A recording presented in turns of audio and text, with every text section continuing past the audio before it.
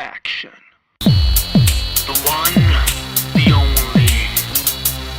In the life with Steve Stanulis. In the life with Steve Stanulis. In the life with Steve Stanulis. In the life with Steve Stanulis. Welcome back to In the Life with Steve Stanulis. I'm Steve Stanulis. We are back. It's 2013. We had an amazing 2012, and we are in a great, amazing location. We are at DNL. It's one of my favorite spots in New York City, and we'd like to thank everybody for being here today. And we have an amazing show. And right next to me is one of my up-and-coming favorite rockers right now, Miss Madame Mayhem. Madam, what's going on? What's up? How are you? Everything's good. Good. What's been doing? Well, we actually just had a gig last night at the Cutting Room. I know, we I have heard. a residency there. So I heard. How'd that go? New York. It was great. Yeah. Loud. Loud. Now tell everybody Loud, what loud. actually you did a tribute last night.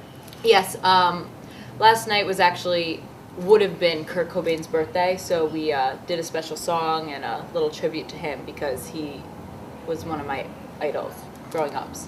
So now you mentioned that, and we spoke earlier. Is he one of your main influences when you were a kid, or how? Let's start from the beginning. Okay. When did you decide like you wanted to be a rock singer, and how'd that whole thing begin? I would think it started as early as I can remember. Mm-hmm.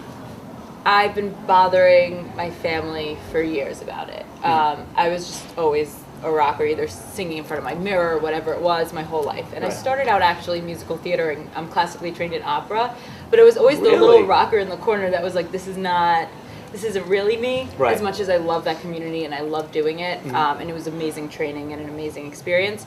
I've always just been in love with rock and roll, so. Now, what did your like when you say this is what I was going to finally do? What was your parents? I mean, did they support it? Were they like get out of here, get a real job, or? Well, I'm actually very fortunate because my parents have been very supportive. Mm-hmm. Their one rule was go to school, Right. finish school, do whatever the fuck you want. Right. So, did It's a good thing we're on Sirius Radio. because Yes. You just, Sorry. You Sometimes you just do an F-bomb already. It slips No, sometimes. I'm kidding. That's what happens when you're in a studio with a bunch of No, musicians. I and it gotcha. just kind of spits out. Gotcha. But yeah, so it's basically that. And, Now, what was the first record you got, or the first CD? I don't want to date myself, but what was the first record you got? It was like, wow. Well, all I remember really from my childhood, what it really is my mom used to get sick of playing, the Sesame Street tapes and whatever that was, and she'd put on Nirvana, and she'd put on, like, from range anywhere from Nirvana to the Gin Blossoms to Better Than Ezra, and that was just the music. That was my baby music. Right. So actually, I got to meet Dave Grohl, and I went up to him, it was about a year ago at the last Grammys, and I was like, I listened to you as a baby, and I don't think that was the right thing to say. Right. I was like, It's kind of a little sorry. bizarre, right. But yeah, that's really how it all started. Now, it's funny you mentioned Kurt Cobain, because I actually got Courtney Love coming in 2 weeks. Oh, that's awesome. So it would have been nice to get you guys together, but we'll make that happen. But- Absolutely. So how was your reaction to your parents when they actually first saw you perform your rock act? The whole. I think anyone who really sees me perform the music that I'm doing now really sees that it is a fit. Right. They're like, oh, that's the moment where you are where you belong. So Right. it's great. Right. So that's cool. Now, Yeah. you were at the Grammys this year. Yes, I got How was to that whole attend. experience? It's amazing. You get to see a lot of people from, the music industry and your community, really. It's really, you run into people and everyone is friends with everyone, no matter who you are. It's great to go out and see, how it's all done behind the scenes and the support of, your fellow artists. So I love it. Now, is there anybody, without naming names, is there anybody that you really wanted to meet, or you were inspired by that you actually met, and were like, this guy's a dick, or she's a dick, or were there people you didn't really care for that you're like, wow, and now you kind of, Right. Well, I would say this year, I think everyone that I've met really lived up to my expectations of who they were. There were a lot of people that I wanted to meet that I didn't get a chance to, Right. some of the new nominees. But in past experience, yes, usually you will see an artist that you look up to, whether you're a kid or not. Sometimes you finally meet them, and it's a big letdown. Right. I mean, I'm still bitter about a specific boy band member that I'm not going to talk about. But is it Justin Timberlake? how did you know? No, yeah. So not. I mean, he's a very talented artist, but Justin? I'm a little bitter from when I was 10. Yeah, I got So you know. I actually still have a poster of him on my wall. See, I can't do it anymore. No. As amazing and talented as he is. Yeah, I know. Well, You know. first I went from like Boy George and Culture Club Very to the nice. hall.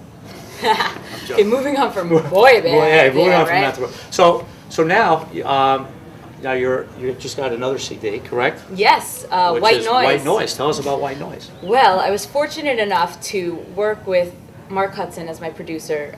For those of you who don't know, he is the Grammy-winning producer and songwriter for Aerosmith, wrote Living on the Edge. He has won Grammys. He wrote and produced Aerosmith, Ozzy Osbourne, and I was fortunate enough to get his attention. And so we wrote and recorded this together, and we have some amazing guest artists on there too. You got Earl Slick. Earl Slick? Yeah. Wow. Earl Slick, you got LED Staten Island. Yes. I know Earl Slick, actually, yes.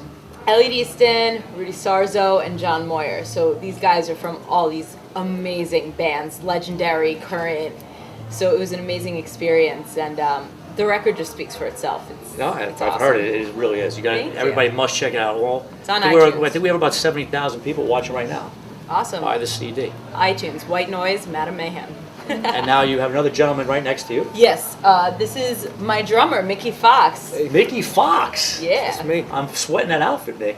I Wanna like change? that. I I know, was I going to try want to it. change you between segments, but I don't know if I can fit in the leather pants. We'll coordinate for next time. Yes. Yeah. Yes. But so how did you guys meet? Well, Mark Hudson called me because they needed to put a band together, because to have all these rock stars in the album is great. To have them be part of the actual band is a little far-fetched Right, because right. of everyone's busy schedule. Right. So I got a phone call and, hey Mickey, this is Mark Hudson. And I'm interested right away. Right. Because he wrote so many great songs I grew up loving and listening to. Sure. He said, I got this girl, Madame Mayhem. She's like Ozzy with tits. You'll He love her. says that. Ozzy with He tits. does say that. Why To did you say- everyone, no Why shame. wouldn't you have said that to me before I got on? I would have totally called you Ozzy with tits. So I'm thinking, Next time. I'm thinking a young girl who does rock and roll in 2013. I don't think so. I would have been had an Ozzy with tits. That's all you had to say. So I go I got my 2 online. sticks and started jamming. Oh, man. I went online. I checked out the website. Right. I said, let me see. Well, she looks right, Right. so it can't be for real, right? Right. She's a girl doing rock and roll. And she's got tits. She looks great. They are there. The It's very music's true. gotta suck, right? Right. I hit play, I hear the tunes, and I said, I think we got business here to do. Mark Hudson's like the rock and roll stork who brought me the new Demon Baby who's gonna take over the world. That's me. I'm the new demon baby. Demon Baby and Ozzy with tits. Yeah, I like my nicknames a I, lot. I think that's one of my favorite things I've ever said on radio. Great. Now, Glad before you you guys go, Yes. just tell everybody out there, A, where you guys will be performing. Right. B, how we find you. On all the social media. So just Absolutely. Tell Well, me. we will be performing 2 times in March at the new Cutting Room. It's a gorgeous venue. It's 44 East 32nd Street on March 8th and March 22nd. So definitely go online and check it out. You can check me out at madamemayhem.com. Follow me on Twitter at mayhemofficial or facebook.com. Madame Mayhem is the /. And then this guy, Mickey Fox. It's MickeyFoxDrums.com, and you couldn't come up with anything more creative than that, dude. Right. Mickey or Drums, you could always drum- find him on MySpace Mickey too. Fox and then Drums, get it really, linked. dude?